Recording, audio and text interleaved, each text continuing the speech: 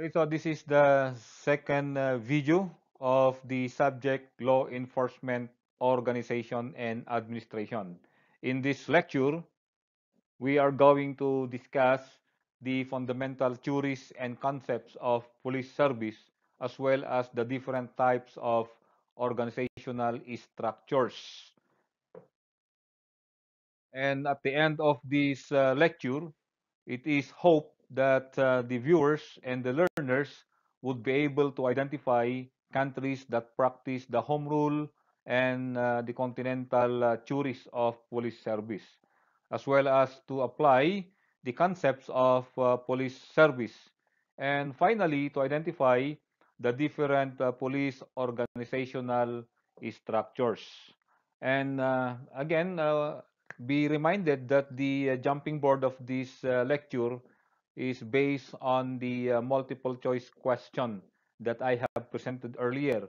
So we are done with question number 6. So we are now moving to question number 7. So question number 7, what was the minimum academic qualification for a police officer applicant under Republic Act 6975? So the answer is 72 college units. So from the high school graduates qualification, somehow the Republic Act 6975 upgraded the requirement for police officers, for patrolman, or for police officer 1, because that was the rank in the Republic Act 6975. You might be wondering what is the relationship of the Republic Act 6975 and the eligibilities or educational qualification of applicant for the police service with the concepts, the theories, and the organizational structures of the Philippine National Police. To understand the relationship of the Republic Act 6975 with the concept and the theories of police service, let's take a quick review on the policing concept of the independent Philippines, meaning after the Philippines gained its independence from the American colonizers in July 4, 1946. And in 1946, towards 1966, the Philippines uh, applied or was still applying the concept of policing that were instituted during the time of the American regime in the country, in which police officers were uh, limited to the territory of their municipalities. So prior to the enactment of Republic Act 1464 or the Police Act of 1966, police officers were appointed by the local or the municipal or the city chief executives, and there was no definite educational qualification and eligibility during those times. And with that, police officers' powers and functions were limited within the municipal or city assignment. Okay, so if you are a police officer in a municipality A, then once the criminal run towards municipality B, you are not allowed to effect arrest in municipality B. You have to coordinate with them, and they should be the one to arrest the suspect who escaped in their municipality. That is the idea. So being a police officer at the time was you are more or less limited or restricted in your municipality. And since the police officers at the time were appointed or chosen by the police or by the municipal mayor, you cannot avoid or it could not be avoided. Okay, and we call it that the police officers during that time were accountable to the mayor, not to the people. Meaning, the police officers at the time sometimes and most of the times are serving the interests of the local chief executives rather than the people. So that was basically the concept of policing during the time. Although they were in charge in the maintenance of peace and order and fighting local criminality. And insofar with the national laws that we have before, we have the Philippine Constabulary being the we call it the national police of that time. Then after the enactment of Republic Act 4864 or the Police Act of 1966, police officers were still appointed by the local or municipal or city chief executives. And in addition to that, some were appointed by the municipal or by the city boards or city councils, the councilors. So they normally have the charter or an ordinance concerning how to select, how to recruit, how to train, and how to appoint police officers. But still, the confinement of the powers and functions of the police that time was limited or were limited within the municipal or city of assignment. So it is more or less the same as with the previous system of policing in our country before the enactment of the Police Act of 1966. However, there was a change. Okay, so in Republic Act 4864, it was an attempt to upgrade the qualifications of those wanting to serve the municipality as a police officer. So for those who are recruited for municipalities, at least they must have completed the high school or they must be at least a high school graduate or higher. And those appointed as police officers in provinces or in cities, they must at least have completed 2 years college. So again, in this kind of concept of recruitment and selection of police officers, the police officers at the time have not avoided to or they were not able to avoid serving the interests of the local politicians. That was one of the problems of the police officers at the time or the law enforcement in our country. Although the chiefs of police in during those times were appointed by the Republic of the Philippines, but he has no choice over his men because they were appointed by the local chief executives. In 1973 Philippine Constitution, that was a time of the former President Marcos. The 1973 Constitution somehow provided for the creation of one integrated national police. So prior to the creation of a law, and by the way, in 1973 or after martial law, na-disband ang ating Kongreso. Nawala tayong Republic Acts during that time kasi walang mga congressman, walang mga senator. So niluluto noon yung paggawa ng bagong Kongreso, and that is the Batasang Pambansa na tinatawag natin. So during martial law, kasagsagan ng martial law, 1972, 73, 74, 75, like that, kasagsagan yan. So marami na lumalabas noon ay mga presidential decrees or mga proclamation ng presidente ng Pilipinas concerning the legislation of emergency statutes or mga batas na outright na sasagutin yung mga problema ng ating bansa. So in 1973 Philippine Constitution, it called for the amalgamation or the integration of all police forces with the issuance of several presidential decrees, the PD 421, 482, 531, 585, and 641. Those presidential decrees somehow created the Metropolitan Police Force in Greater Manila, meaning the municipalities, kasi hindi pa city ang mga nandun noon sa Metro Manila, no? Mga Novaliches, Valenzuela, they were all municipalities at the time.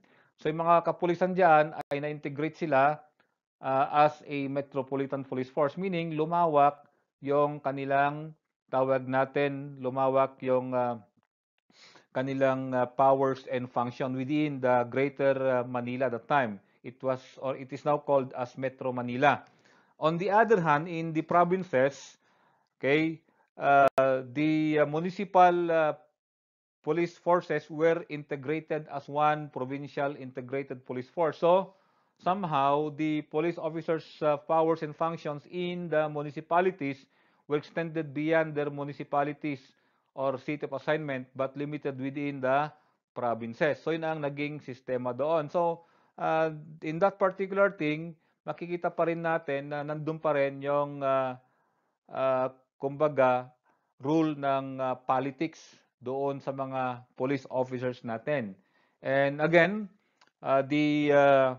the qualification was still under the 4864 for municipalities at least high school graduate, and for the provinces and cities they should have at least completed 2 years in college. So with the enactment of the Presidential Decree 765, it created now the Integrated National Police, okay, and in which the Philippine Constabulary was the nucleus and the Integrated Police Forces as components na naging PCINP na under sila ng Department of National Defense. Therefore, the PCINP that time was considered as one of the branches of the armed forces of the Philippines. So more or less na-militarize yung kapulisan natin kasi nag-under sila ng ating armed forces of the Philippines. And the problem with that is the Director General of the INP was the chief of the Philippine Constabulary in concurrent capacity. So kapag ikaw yung chief ng PC noon, automatically you will be the Director General of the Integrated National Police. So ni-retain pa rin yung qualification same as in RA 4864 na sa mga municipalities, high school graduates, sa mga cities and provinces ay dapat yan or sa mga capital ng mga provinces dapat yan ay at least 2 years college ang natapos niya. So na-transfer yung selection, the recruitment, the training, the appointment as well as the promotion na transfer na ngayon yan within the PCINP. Kaya meron noong tinatawag nating PCINP training command na tinatawag natin or mga INP commands or INP training commands, okay? So nandoon yung mga doon na ngayon ginagawa, hindi na sa munisipyo. So at least nag-start na yung kapulisan natin ay hindi na kinokontrol ng ating mga local politicians. So the powers and functions now of the INP during that time was expanded within the territorial units of the Philippines. So ang sineserve na nila is lahat na ng tao ng Pilipinas, hindi na lang yung within the municipality. So that was one of the changes of the police system in our country during those times.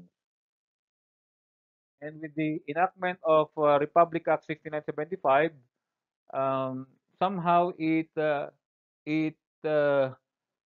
correspond with the 1987 Constitution because the 1987 calls for one national police, which is we call it civilian in character na tinatawag natin. Okay? So ibabalik nila sa civilian yung police kasi mayroong mga allegations ng mga abuses ng mga PCINP dahil nga militaristic sila. So accordingly, maraming mga abuses during that time. So one way na tawag natin mabawasan yung abuses, kailangan ibalik nila sa kanyang civilian character. So kaya na-create yung 6975, the DILG Act of 1990. So as we mentioned earlier, the PNP, the BGMP, and BFP were created under the DILG. At tinaasan, para maging professionalize ng konti, lahat na yan. Lahat na ng mga magiging police officer 1 dapat nakatapos ng 72 units and pass the police entrance examination.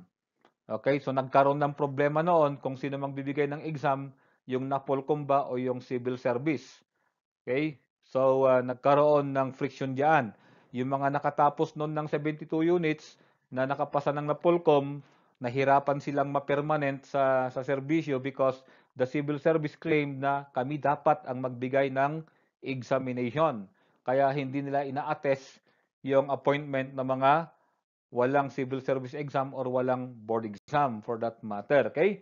So, again, ang problema ngayon dyan, yung mga galing sa Philippine Constabulary na inabsorb ng PNP. Kasi ang Philippine Constabulary noon, ang qualification nila, since yan ay na-militarize yan, high school graduate lang. So, hindi sila po pwede, no, na tawag natin maging police officer 1. Eh yung iba nga, police corporal na or we call it police officer 3 na sila.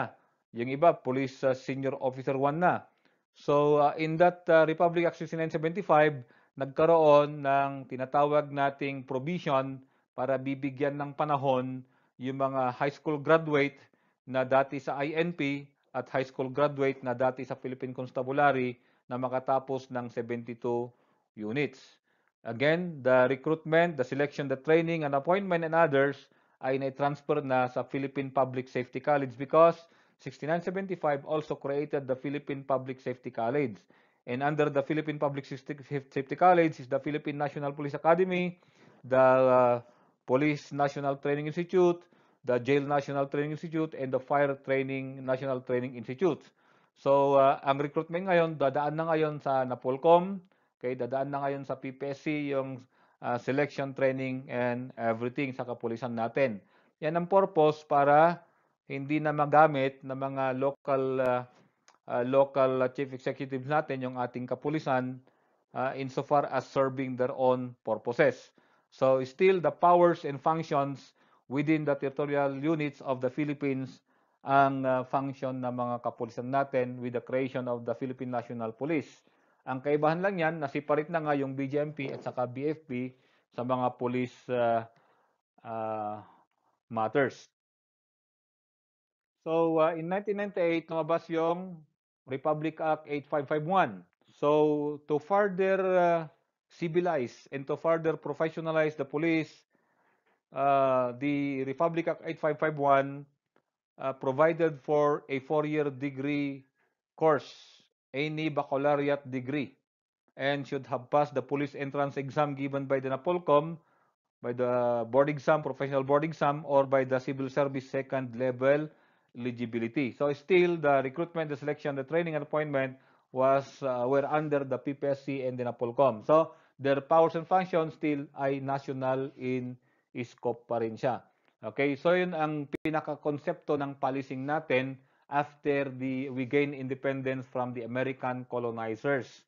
So yung sistema na localized siya, okay, ngayon naging centralized na yung system natin, yung authority naging centralized na.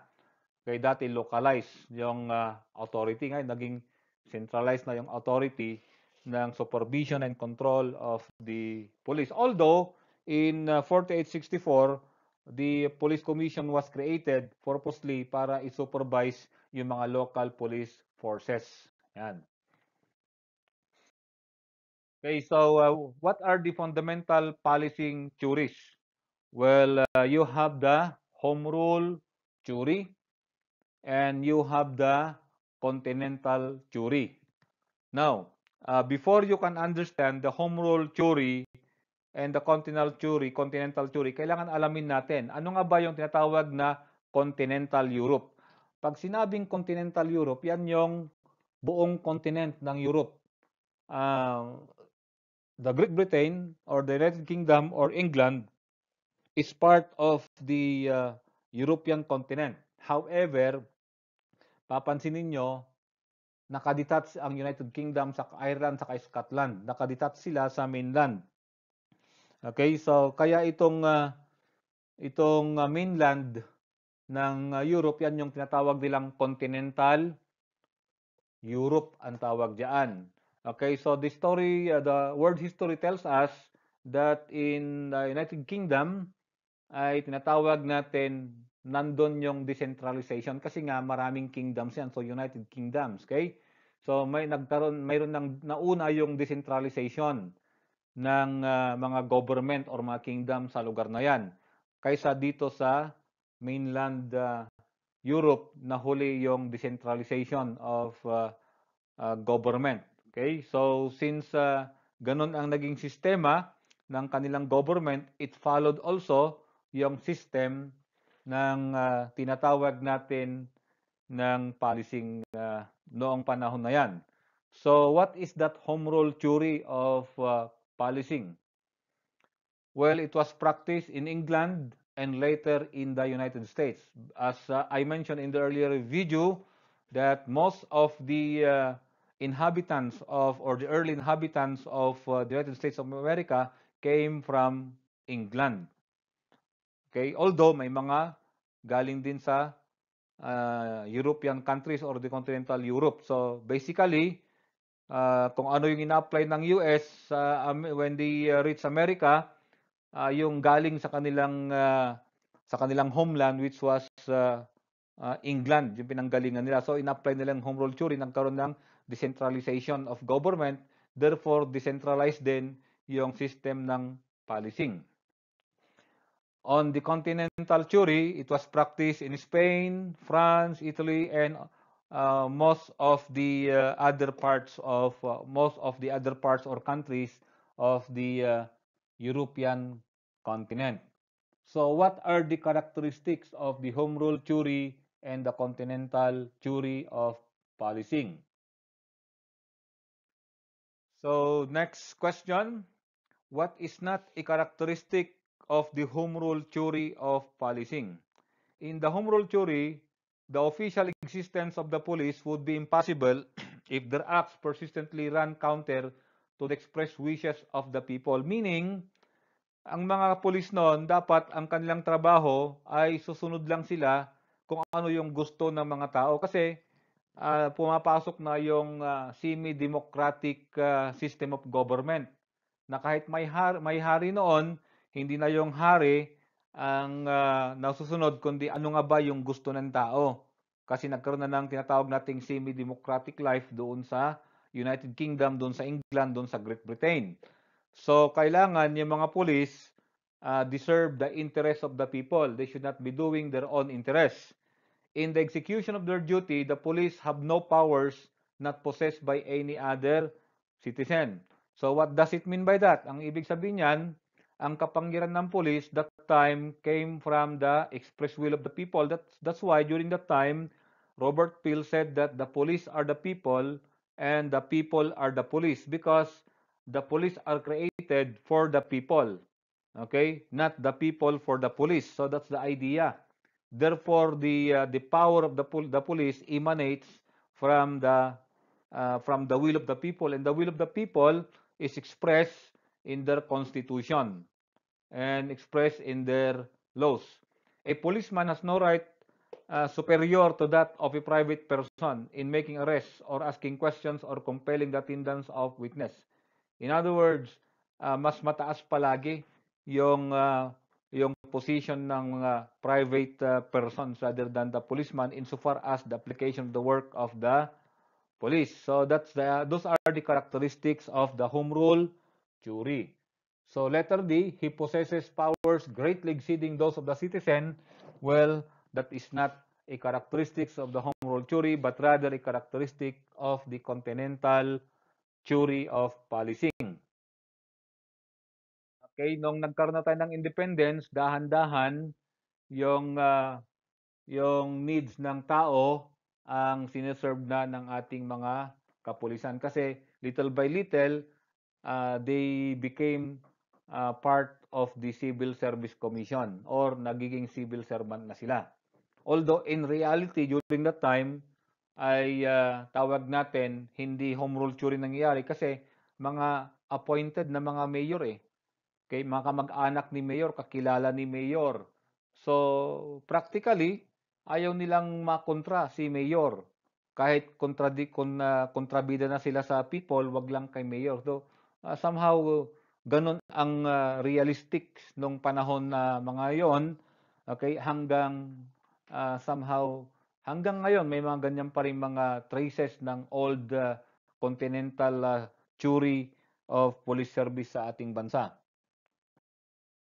Okay, so the continental theory, the states, the higher authorities, okay, sila ngayon ang nag-uutos sa mga police officers. So the public or the police officers are no longer public servants. Hindi, supposedly mga police officers ay public servants pero hindi na. Kinokontrol na sila ng state authorities. So they are no longer, we call it public servants. Okay? So nagiging servant na sila ng higher authorities because centralized ang government noon. So ang tao ay nandun lang sa walang pakialam ng tao, ang ordinary people. Walang pakialam na dun sa nangyayari between the police and the states. Why? Wala silang say. Kasi yun ang continental. Kasi nga, yan ang characteristics ng centralized government during that time in the continent of Europe. So, number 9, which of the following best describes the old concept of policing? Okay, the old concept of policing. Is it the aggressive war on crimes waged by President Duterte? Ano ba yung aggressive war on crimes niya? Yung maraming mahuhuli, maraming makukulong, maraming mapapatay na drug pushers, mga criminals. The PNP Patrol, Plan 2030, that is more of a preventive measure, increasing police visibility. Okay, so BNC goes together and you have the absence of criminality as the yardstick of police efficiency. So letter B, letter C, and D, these are all part of the modern concept of policing. So letter A is an old concept, yung paramihan ng nahuhuli, paramihan ng nakukulong, paramihan ng napapatay. Pero sa modern concept of policing, it is more of prevention. Kaya ang number 9 ay, yan ay old concept. So this is these are the concepts of police service. You have the old concept. So in the old concept, the philosophy advocates that the yardstick of police competence is the increasing number of arrests. Meaning, para masabi mo na effective ang police, dapat mas marami silang naaresto at mas marami silang naipapakulong rather than trying to prevent them from committing crime. So that is the concept noon. So paramihan ang nahulit na kukulong. So that is the old concept. Modern concept of policing or police service, it's the other way around. This thought of police service regards police as the first line of defense of the criminal justice system. So sila yung pinaka first line of defense para magkaroon ng crime prevention. Because the criminal justice system is an organ of crime prevention. The measurement of police efficiency is the absence of crime. Kaya pag na-prevent yung criminality, effective yung police. Yun ang modern concept. Police Captain Cabanilla simultaneously supervises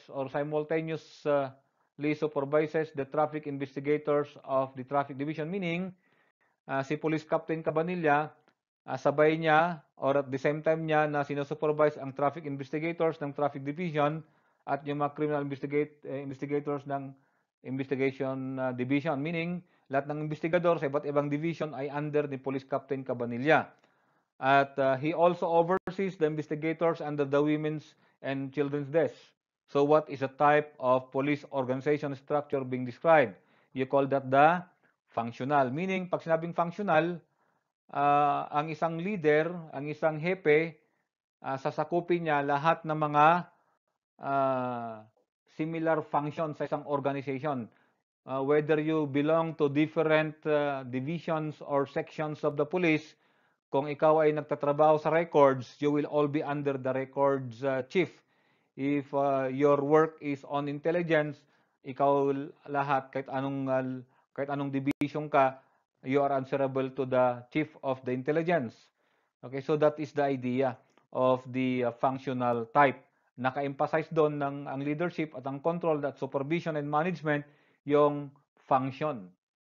Okay? Say for example sa isang tawag natin sa university, say for example, kapag ako yung academic dean or ako yung isang dean, sakop ko lahat yung mga teachers sa iba't ibang department. So lahat ng mga teachers sa iba't ibang department will be under me. So that is functional. Okay? So wala akong department, kundi lahat ng departments, criminology, arts and sciences, engineering, basta lahat ng teachers na sa teaching, they should be under me. Okay? They will all under my supervision, monitoring, and administration. So that is functional. Okay? So what is going on in the academy now is a line functional unit. Ang nangyayari sa mga organization natin ngayon. So the types of police organizational structures, the functional type, it divides authority and responsibility between several specialists. So when you say specialist, ito yung mga functions. The responsibility of each functional manager is restricted to the particular activity over which he has control, regardless of who performs the action. So, the illustration. So in here you have the COP, the deputy chief. Okay. Now take note, the chief of the patrol, okay, covers we call it people under say for example, if in the crime division, in traffic division, if ever may mga patrol work doon, yung mga traffic patroller under ni chief ng patrol division. Andun sa mga line patrollers under sa crime division ay under pa rin ni chief patrol. Okay, sino ang ibig sabihin nun? Okay, pero kapag nag-i-engage ng traffic naman, kapag may mga nag-engage ng traffic, i-hold naman kapag may trabaho doon sa kabila na traffic, ang hawak naman si chief traffic. So parang ganon. Ganon din sa investigation. So kapag may investigador sa traffic, hawak niya yung trabaho doon. Kapag may investigador sa crime, hawak din niya. So medyo nagkakaroon ng overlapping of leaders. So yung isang leader or yung isang personnel, say for example, I am a traffic officer. So tuwing magpapatrol ako, accountable ako kay patrol chief. Tuwing mag-imbestiga ako, accountable ako kay tawag natin kay investigation chief. So parang gano'n ang mangyayari. So parang wala nang unity of the command. 'Yun ang medyo delikado dito sa ating functional type of organizational structure. So we have the line type organization. A straight line organization, also called the individual or military or the simplest and the oldest and the clearest form of organization. The authority and responsibility flow from the top to the bottom in a clear and unbroken line. Thus, the authority is absolute. So paano yan? Walang overlapping ng mga functions yung mga hepe, yung mga leaders natin. Okay, so ito yung ating line organization. So there is a very clear line from the top going down. So the first top commander will be dealing all the problems under his staff or under his unit. So wala siyang pakialam doon sa second unit or doon sa second staff. Okay? Likewise, ganun din si second staff. So answerable lang sila, diretso lamang yung communication. So si first staff, ang advantage lang dito, dapat si commander, alam niya lahat yung trabaho ng bawat mga division doon sa kanyang unit para maintindihan niya. Kasi kung siya ay tinatawag natin na siya ay expert lamang or specialist lamang siya sa crime laboratory, hindi niya maunawaan ngayon yung problems doon sa tawag natin doon sa mga line operation tulad ng patrol, investigation, traffic, like that. That's why class in the Philippine National Police, makikita ninyo na ang mga marami na nagiging chief of police ay yung mga galing sa line. Okay? So galing sa line ng mga yan, galing sila sa patrol, sa traffic, sa investigation, and then at least meron silang idea sa crime lab, kaya pag sila yung nag-head na yan, naging hepe na sila, okay, they understood or they are able to understand all the intricacies of the different functions. Okay? Kaya kapag yung mga galing sa crime lab, hindi sila pwede maging hepe, maging chief of police kasi hindi nila naintindihan yung problem sa other functions ng isang police station. So that is the idea. And the advantages of this is that yung line of communication ay dire-diretso lamang. So that is the line type of organization. We have now the types of police organization, the line staff. It is a combination of the line and functional category. It merges staff specialists for units with line organization. Channels of responsibility and authority are left intact since the specialist responsibility is to advise and provide expertise for the line unit. So in other words, yung mga specialist ng investigation, specialist ng crime laboratory, i-advise lang nila yung tawag natin yung ibang unit. Okay? Hindi sila makikialam directly sa supervision and monitoring. They will just advise on their specialization. They will not directly interfere with the affairs of the different functional units. Okay? So, dire-diretso pa rin yung tawag natin yung line of communication and line of authority.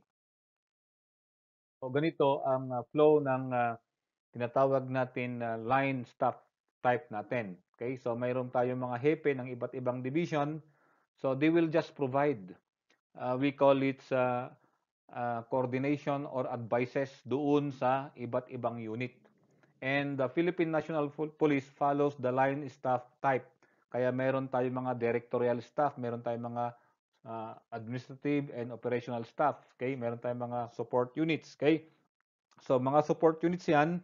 So, they do not directly interfere with the affairs of the different units or offices of the Philippine National Police. At sa line staff, napapanatili pa rin yung direct communication. So, this is the best type of police organization. Okay?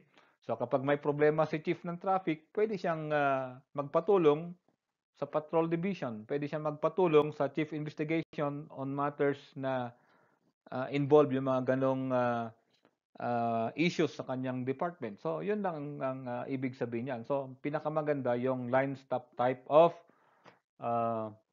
organizational structure. So, what theory of police service is practiced in the Philippines? Well, I mentioned a while back. Presently, the home rule theory is practiced in the Philippines because of its decentralized form of government. And somehow, sa home rule theory, and ito ay democratic style in which whatever laws implemented by the police emanates from the Constitution and emanates from the will of the people through our legislative representatives, through our congressmen, through our senators. Okay. Further, in a democratic country, the express will of the people is followed. Okay. So, as I mentioned earlier, that the theory of police service practiced in the Philippines before was more on continental theory because they need to serve the interests of the colonizers, the Spanish and the American and the Japanese colonizers. So, yun ang nangyari doon. So, after the independence in July 1946, more or less, nag-evolve tayo from the continental system, nag-evolve tayo sa home rule theory. Although yung home rule theory, yan ay tawag natin, inintroduce na ng American regime during their time before World War II or before 1946. So, and finally, what is the organizational structure of the Philippine National Police? Well, I mentioned already, the PNP is a line staff organization because its structure is the combination of the line and staff or functional organizations. It merges staff specialists for units with line organization. So, minimerge na sa mga line organization. Mayroon ka na sa isang police organization, andun na lahat yung mga line functions doon. Sa isang police station, meron na diyan yung traffic, meron na yan yung patrol, meron ng investigation, meron ng women's and children's desk, mga yan. So, kompleto na yan. And the channels of responsibility, authority are left intact since the specialist responsibility, yung mga specialist responsibility, mga support unit, is only to advise and provide expertise for the line units who are responsible for its accomplishment. Okay? So, all the other managerial system and managerial concept will be discussed in our later videos. Okay? So, thank you for watching. God bless you all.